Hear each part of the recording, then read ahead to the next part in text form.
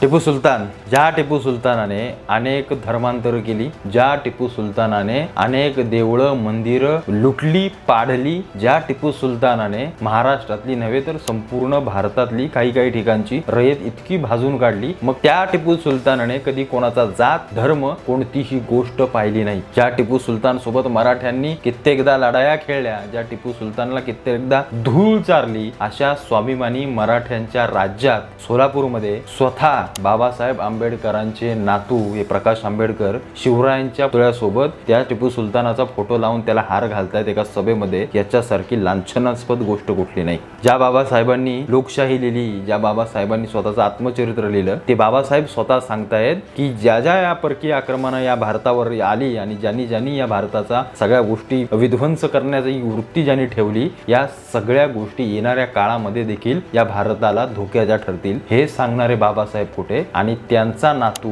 ज्या फोटोला हार घालतो ते आमचे हे प्रकाश आंबेडकर कुठे? या सगळ्या गोष्टी पाहतात पायाखालची जमीन सरकते. साधी सुधी गोष्ट नाहीये. आम्ही कोणाच्या फोटोला हार घालतोय? बाजूला छत्रपती शिवाजी महाराज आहेत, ज्यांनी या हिंदवी स्वराज्याचा पाया आखला. ज्यांनी बघितलं नाही हा महार आहे का तो कुंभार आहे का तो चांभार आहे का तो दलित आहे का तो ब्राह्मण आहे, सगळ्यांना एक धरून पोटाशी धरून फक्त रयत माझी आहे आणि त्या रयतेसाठी झटणारे शिवाजी महाराज आणि त्यांच्या बाजूला टिपू सुलतानचा फोटो ठेवता. त्या सोलापुरातल्या मुस्लिम बांधवांसोबत टोप्या काय घालता, त्यांच्यासोबत राजकारण काय खेळता, जय भीमचे नारे देऊन या सगळ्या दलित बांधवांना उकसवता काय तुम्ही? या सगळ्या गोष्टी पाहता प्रकाश आंबेडकरांचं राजकारण इतक्या विध्वंसक वृत्तीला चाललंय आणि इतका ब्रेन वॉश करण्याच्या दृष्टीने चाललंय, हे खरोखरच महाराष्ट्रासाठी चांगलं नाही आणि खास करून तर दलित बांधवांसाठी तर अजिबात चांगलं नाही. कारण सगळ्यात महत्वाची गोष्ट याच्यामध्ये जर तुम्ही प्रकर्षानं आणि जाणीवपूर्वक बघाल तर खास करून दलित बांधवांची डोकी माती भडकवण्याचं काम सरळ कारण दिसतंय. मुस्लिमांसोबत जायचं, मुस्लिम पक्षांसोबत आपल्या युत्या करायच्या, या दोघांना एकत्र आणायचे आणि हिंदू समाजावरती किंवा हिंदू धर्मावरती तोडून पडायचं. हेच दलित बांधव गावामध्ये मराठ्यांसोबत किंवा तिथल्या हिंदूंसोबत एकत्र राहतात. आजपर्यंत कित्येक पिढ्या त्यांच्या एकत्र गेल्या. आजपर्यंत एकमेकांना कधी त्यांनी वाकड्या दृष्टीनं पाहिलं नाही. पण आज गावाखेड्यांमध्ये जा, शहरांमध्ये जा, परिस्थिती काहीशी वेगळी आहे, फार वेगळी आहे. आज ज्या प्रकारे लोक जातीकडे पाहतायत ना, ज्या प्रकारे लोक धर्माकडे पाहतायत, ते बघण्याचा दृष्टिकोन इतका घाणेरडा आहे की येणाऱ्या काळामध्ये मला असं वाटतं की लोक इतकी द्वेषी होतील की एकमेकांचा जीव देखील घ्यायला मागे पुढे पाहणार नाहीत. प्रकाश आंबेडकरांनी इतक्या घाणेरड्या दर्जाचं राजकारण करावं? मला सरळ सांगायचं आहे की प्रकाश आंबेडकरजी, तुम्ही बाबासाहेबांच्या रक्ताचे आहात, तुम्हाला या गोष्टी शोभत नाहीत. बाबासाहेबांनी जे काही केलं या देशासाठी, मला असं वाटतं त्यांचं कार्य इतकं अतुलनीय आहे आणि तुम्ही त्यांना त्या सगळ्या कार्याला कुठंतरी मला असं वाटतं काळीमा फासण्याचं काम करताय. बाबासाहेबांनी लोकशाही सगळं संविधान लिहिलं ते काय दलितांसाठीच नाही लिहिलं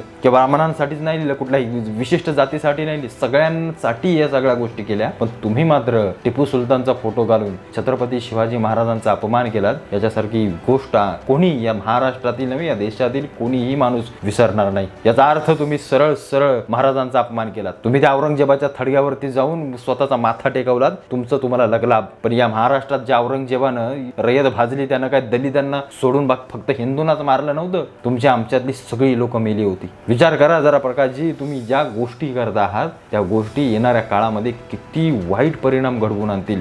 मला आज इतकं वाईट वाटलं की टिपू सुलतानला भर सभेमध्ये तुम्ही पोलिसांना धमक्या काय देता, या सगळ्या गोष्टी तुम्ही पोरांना चिथवता काय? येणारा काळ खरोखर अवघड असेल. येणारा काळ राजकारणाला इतका गंभीर असेल की मला असं वाटतं येणाऱ्या पिढ्या फक्त आणि फक्त एकमेकांकडे जाती आणि धर्मातच पाहतील. बाबासाहेबांनी सर्व धर्म समभाव जी गोष्ट केली तो सगळा आम्ही मातीत चुलीत घातलाय, एवढंच म्हणायला फक्त राहिलं. पण टिपू सुलतानचं जे उदात्तीकरण मला आजपर्यंत या सगळ्या इतर मुस्लिम लोकांकडून, काही विशिष्ट लोकांकडून दिसत होतं, आज तुमच्यासारख्या एका नेत्याकडून दिसतंय. याच्यासारखी दुर्दैवी बाब नाही. म्हणजे सरळ हिंदू द्वेषी तुम्ही दिसताय असं म्हणायला काही हरकत नाही. कारण टिपू सुलतानच्या फोटोला हार घातणं म्हणजे शिवरायांचा सरळ अपमान करणं आहे. शेवटी राजकारण ज्यानं ज्याच्या त्याच्या पद्धतीनं करावं, पण इतक्या घाणेरड्या दर्जाचं करू नये. मग तो कोणताही पक्ष असो. आणि अशा पक्षांना, अशा लोकांना सर्व मतदारांनी त्यांची जागा दाखवली पाहिजे. आपण ज्या महाराष्ट्रात राहतो, ज्या शिवरायांच्या भूमीमध्ये राहतो, आज त्यांच्यामुळं आपण या मातीत राहतोय त्यांच्या